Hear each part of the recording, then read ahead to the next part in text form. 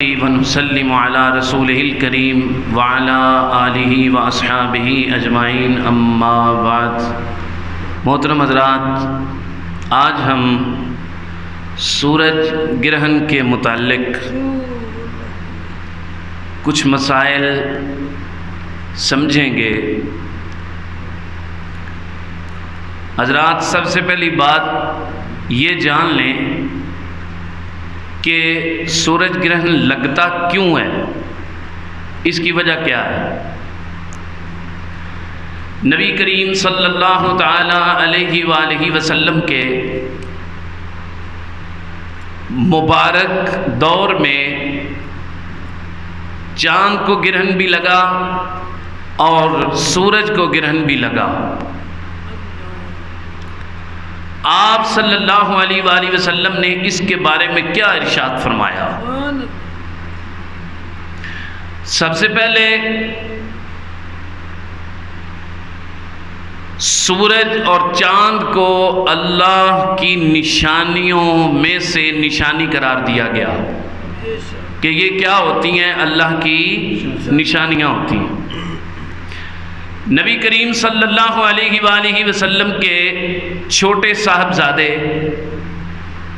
حضرت سیدنا جناب ابراہیم بن محمد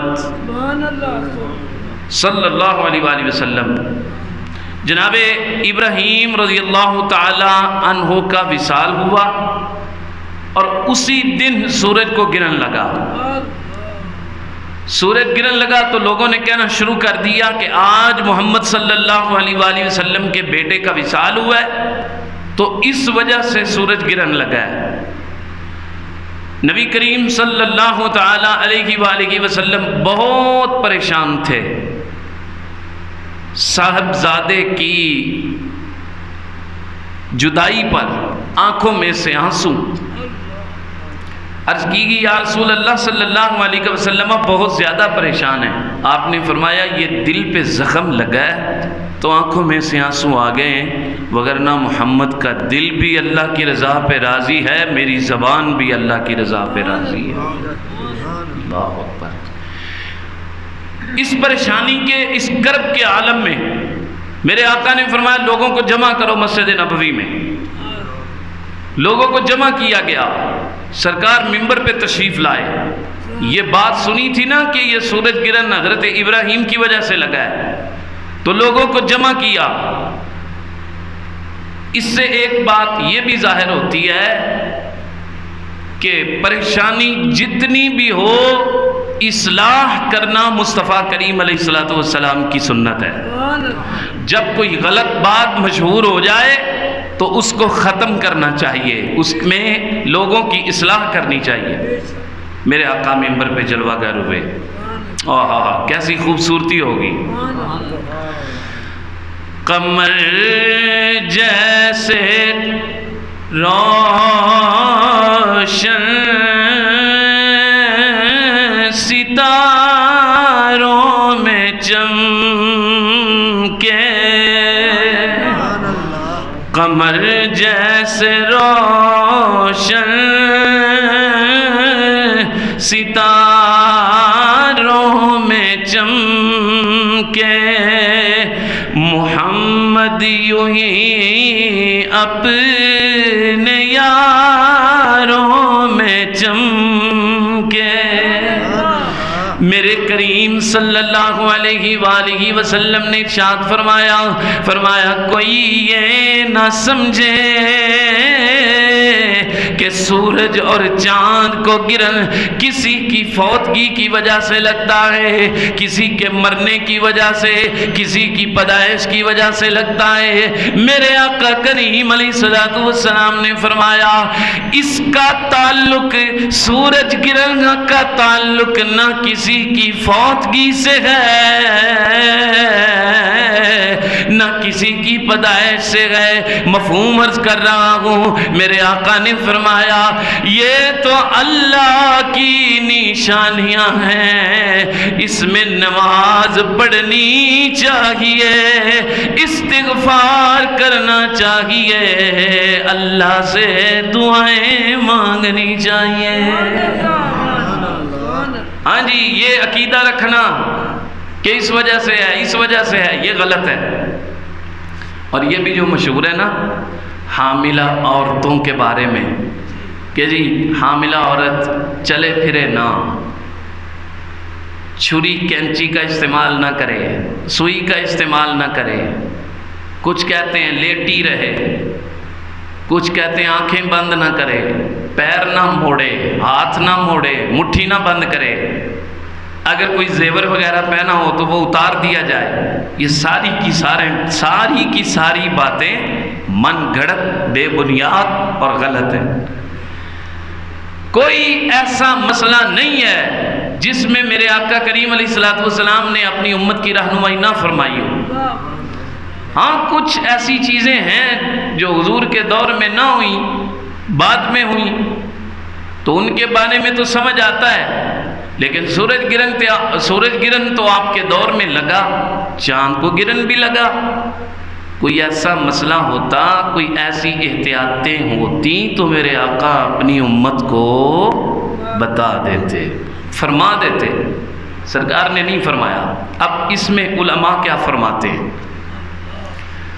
علماء فرماتے ہیں کہ یہ بالکل غلط ہے، بے بنیاد ہے۔ حضور علیہ الصلوۃ والسلام نے کوئی احکام جاری نہیں کیے اسپیشلی حاملہ عورتوں کے لیے۔ اچھا کچھ چیزیں دیکھنے کو ملی بھی ہیں، کسی کا کان مڑا ہوا، کسی کے منہ پہ نشان، اس طرح کی کچھ چیزیں ملی بھی ہیں۔ تو اب کیا کرنا چاہیے؟ بڑے جو بزرگ حضرات ہیں، جو خاص کر کے گھر کی مفتیاں ہوتی ہیں، بڑی مائیاں، ٹھیک ہے، وہ تو بہت سختی کرتی ہیں نا۔ بہو گھر میں ہے تو ساس کو موقع مل جاتا ہے، اگر سورج کو گرہن لگا ہے یا چاند گرہن لگا ہے تو اس کو موقع مل جاتا ہے بولنے کا، لڑنے کا۔ چلیں جی آپ یہ کریں، یہ کریں۔ ایک تو وہ بیچاری حمل کی تکالیف برداشت کر رہی ہوتی ہے، اور دوسرا اوپر سے اس کو یہ مصیبت پڑ جاتی ہے، اب یہ نہیں کرنا، وہ کرنا ہے، ایسے کیوں بیٹھی ہو، ایسے کرو، ویسے کرو، ایسا نہ کرو۔ علماء فرماتے ہیں کہ سب سے پہلے یہ عقیدہ اللہ کی ذات پہ مضبوط رکھے کہ کوئی بھی تکلیف یا کوئی بھی پریشانی یا کوئی بھی خوشی کس کی طرف سے ہے؟ اللہ پاک کی طرف سے ہے۔ ڈرے نہ، یہ اچھی بات ہے کہ عبادت کرے، تسبیحات پڑھے۔ نبی کریم صلی اللہ علیہ وآلہ وسلم نے نماز بہت لمبی پڑھائی، نماز پڑھے، یہ اچھی بات ہے۔ اس کی طرف تو نہیں گئے خود سے کچھ چیزیں بنا لی ہیں جن کا کوئی تعلق ہی نہیں ہے اسلام کے ساتھ۔ اچھا اگر کسی کا عقیدہ کمزور ہو، یہ بات ذہن میں رکھنا، غور سے سننا میں کیا کہنے لگا ہوں۔ اگر کسی کا عقیدہ کمزور ہو، اس کو لگے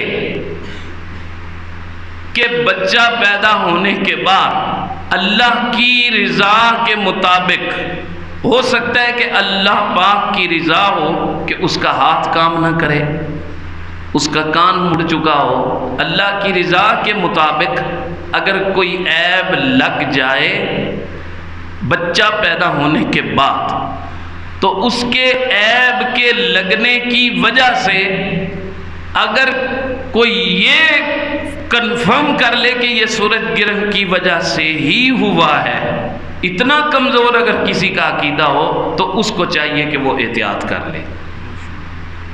پہلی بات تو یہ ہے کہ عقیدہ اللہ کی ذات پہ مضبوط رکھے۔ بھائی اگر کسی کا مضبوط نہیں ہے عقیدہ، کسی کو شک پڑ رہے ہیں، تو خدا نہ خواستہ اگر ویسا ہی ہوا جیسا وہ سوچ رہا ہے یا وہ سوچ رہی ہے، تو پھر وہ کس سے بدظن ہوگا؟ اللہ سے۔ وہ کس سے بدظن ہوگا؟ علماء سے، جس شریعت نے کہا ہے کہ احتیاط نہ کریں، کاش کہ میں احتیاط کر لیتا، کاش کہ میں، تو اگر اس کا ایمان اتنا کمزور ہے تو پھر بھائی اس کو ہم کہتے ہیں کہ وہ احتیاط کر لے۔ اولاً یہی ہے کہ اللہ کی ذات پہ عقیدہ اور یقین مضبوط رکھے۔ ہوتا کیوں ہے یہ نشانیاں کس بات کی ہیں؟ سورج گرہن لگے یا چاند گرہن لگے، اس وقت میں نمازیں پڑھنا اور عبادات کرنا یہ کیا بتاتا ہے؟ یہ دیکھیں سورج کو گرہن لگتا ہے، مطلب کیا ہے؟ مطلب یہ ہے کہ اس کی روشنی جو ہے وہ ختم ہو جاتی ہے، کافی حد تک ماند پڑ جاتی ہے۔ ایک تو یہاں سے یہ بات ظاہر ہوتی ہے کہ اتنی بڑی چیز ہے سورج، لیکن اللہ کے حکم کے آگے تابع فرمان نظر آتا ہے، اس کا تابع دار ہے، اس کا تابع فرمان ہے۔ اور یہ بھی ظاہر ہوتا ہے کہ جو مالک، جو خالق آج سورج کو گرہن لگا سکتا ہے، اسی سورج کی اور آنکھیں قیامت کے دن کھلیں گی، اور یہ سوا نیزے کے فاصلے پہ ہوگا۔ یہ قیامت کی طرف انسان کو توجہ دلائی جاتی ہے۔ اللہ کی نشانیاں ہیں، یہ سورج کا، چاند کا، اور اتنی بڑی مخلوقات کا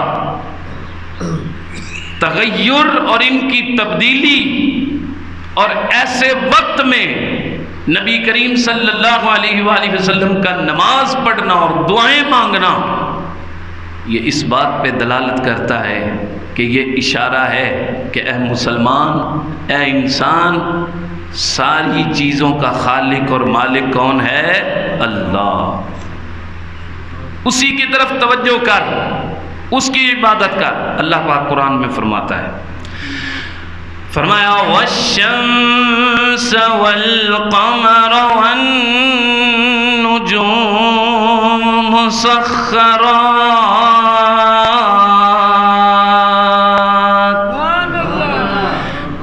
بِأَمْرِهِ۔ اللہ پاک نے فرمایا چاند اور سورج اور ستارے اللہ کے حکم کے تابع ہیں۔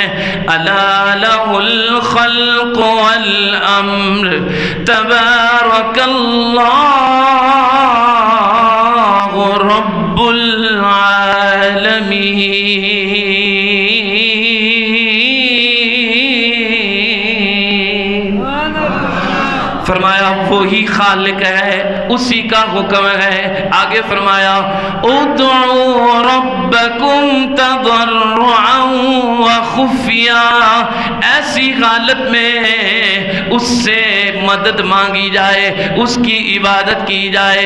انہ لا يحب المعتدین، اللہ پاک حد سے بڑھنے والوں کو پسند نہیں کرتا۔ فرمایا دوسرے مقام پہ سورہ یاسین شریف میں اللہ پاک نے فرمایا والشمس تجری لمستقر لها ذلك تقدیر العزیز العلیم۔